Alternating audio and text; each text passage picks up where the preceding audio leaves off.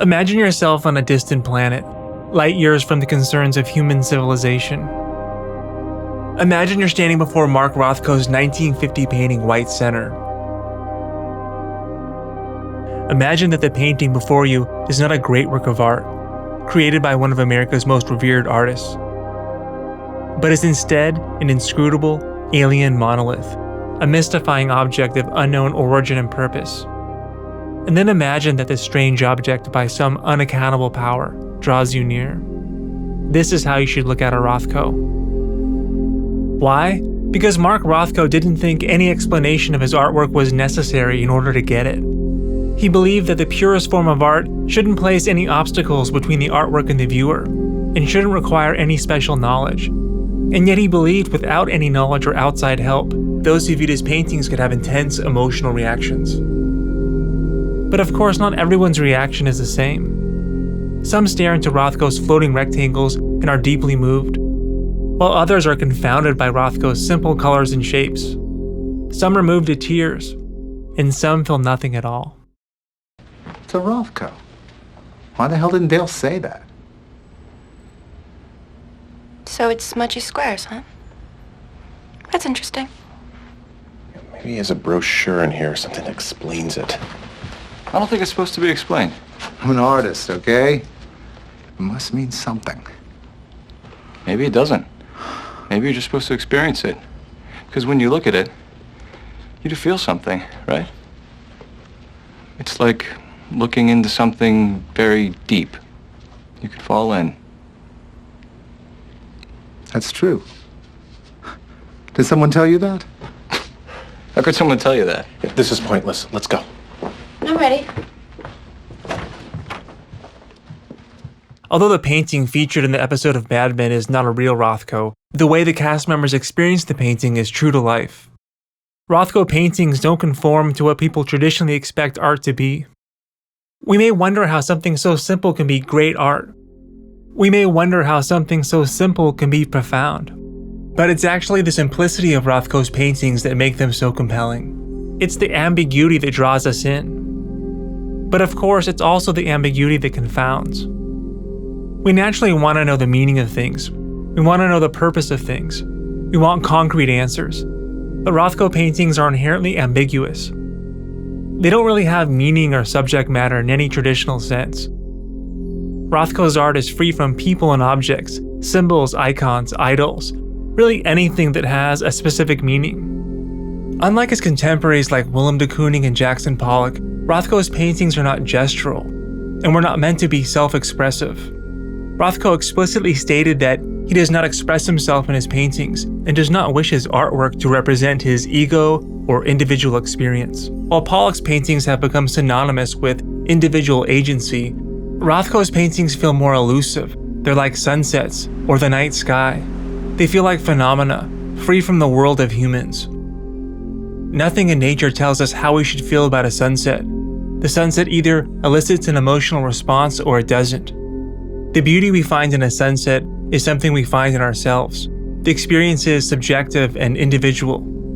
In a similar way, Rothko felt he was making a kind of pure art, where the viewer experiences the painting directly and instinctively, as a child might. With deceptively simple colors and shapes, Rothko felt he could convey ecstasy, tragedy, and doom. Rothko was serious about his art, as serious as artists come. He believed in the power of art, and in the power of his own art. Now, Rothko felt that identifiable subjects and objects in paintings acted as obstacles between the viewer and the artwork, and he was against critical dissection of art in general. Rothko emphasized that one does not paint for design students or historians, but for human beings. Rothko was interested in something much deeper, more primal than melting clocks, dancing figures, or portraits of women. He wanted to create a pure, transcendent experience for the viewer. But this is no easy task. How does an artist provide a transcendent experience simply by putting paint on a canvas? Well, Rothko was initially interested in depicting strange and mysterious forms. His early abstractions transitioned into what came to be called multiforms. These were then further reduced to the flat, luminous color fields that became Rothko's signature. In Jed Perl's New Art City, Perl describes Rothko as a romantic artist of sorts. who wanted to paint exotic, emotion-filled subject matter and travel to faraway places. So thinking about Rothko's work in relation to 19th century painters can help to illuminate Rothko's artistic driving force. Where romantic painters of the past could transport viewers to locations that were exotic to, say, 19th century Europeans, Rothko's floating forms could transport the viewer to spiritual places. But then the point of many 19th century paintings was in fact spirituality. One of the most famous romantic paintings of the 19th century, Caspar David Friedrich's Wanderer Above the Sea Fog, captures the contemplation of sublime nature, and in doing so, engenders self-reflection. Friedrich takes the viewer to a spiritual precipice, and asks them to peer beyond the misty mountains. Friedrich wanted to take the viewer on a spiritual ride. Interestingly, Friedrich's earlier Monk by the Sea shows a much reduced composition, yet is possibly more effective in invoking the spiritual and the sublime. So what separates Rothko from Friedrich and most painters that came before him?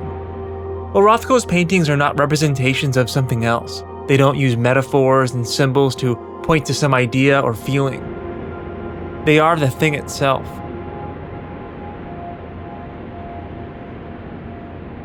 René Magritte wrote, "Ce n'est pas un pipe." This is not a pipe, meaning that he had merely made a painting of a pipe. A Rothko painting is the pipe, the object itself. So Rothko paintings then, they don't depict things like most other paintings do, but they do have an originating idea. Rothko wanted an emotional transaction between the viewer and the painting to take place, and this transaction was quasi-religious. Rothko biographer James Breslin wrote, "Rothko's signature paintings, in fact, create an empathetic space in which to confront emptiness and loss. They create environments for mourning." Rothko called his paintings presences, as though they transformed loss into fullness, or death into life. It's probably no coincidence that Rothko distilled the process for making his floating rectangles soon after his mother's death, and continued making them for the rest of his life. Now we could interpret Rothko's paintings as being about his mother, but Breslin thinks this is not quite right. Rothko's paintings may have been prompted by his mother's death, but they are not about his mother, and not even necessarily about loss. They transcend these emotions. And though the paintings seem to allow Rothko to transform loss into beauty, they remain primal, pre-language, pre-desire.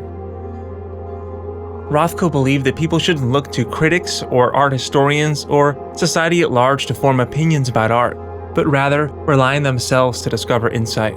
Rothko thought that academic dissection of art was an old paradigm, but this doesn't mean that Rothko wasn't academic in his approach to making art. Rothko was influenced by Nietzsche, Greek mythology, the architecture of Michelangelo, the drama of Rembrandt, the surrealism of Max Ernst. He took something essential from these influences and made art no one had ever seen before. And his paintings are actually quite technically sophisticated. Rothko mixed his own paints and prepared canvases with old master techniques. He created luminosity and complexity by applying incredibly thin layers of paint. But Rothko's chief imperative was always to give the viewer an emotional experience. And for Rothko, making the size of the paintings in human scale, about the height of a human, was an important part of achieving this experience. Rothko wanted the viewer to stand up close to the paintings, to be surrounded and engulfed by the image, to meditate on the image with sensitivity and mindfulness. Nobel Prize-winning neuroscientist and Rothko lover Eric Kandel argues that abstract art requires the brain to use creativity and imagination to a much larger degree than realistic art. The ambiguity of abstract art requires the brain to go beyond the machine-like processing of visual information and use so-called top-down processing, where the viewer recruits personal experiences to make sense of the image. Rothko famously wrote, "The people who weep before my pictures are having the same religious experience I had when I painted them." It seems Rothko figured out a way to activate the brain in a unique and often profound way. He wanted his paintings to be conduits for ecstasy, tragedy, and doom. Rothko thought art was a sacred place to communicate big ideas, notoriously refusing to sell paintings to just anyone, including JFK's sister Jean Kennedy, who was looking for house decorations. Rothko died with 800 unsold paintings.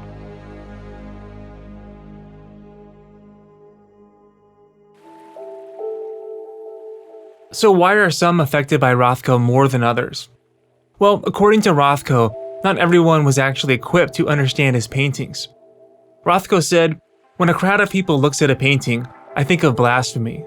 I believe that a painting can only communicate directly to a rare individual who happens to be in tune with it and the artist."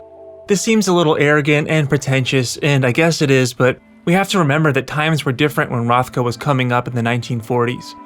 Rothko and the rest of the abstract expressionists were fighting to achieve mainstream recognition, and were used to getting snubbed, ridiculed, and generally misunderstood by nearly everyone. People just didn't have the context for what Rothko and other modern artists were trying to do at the time.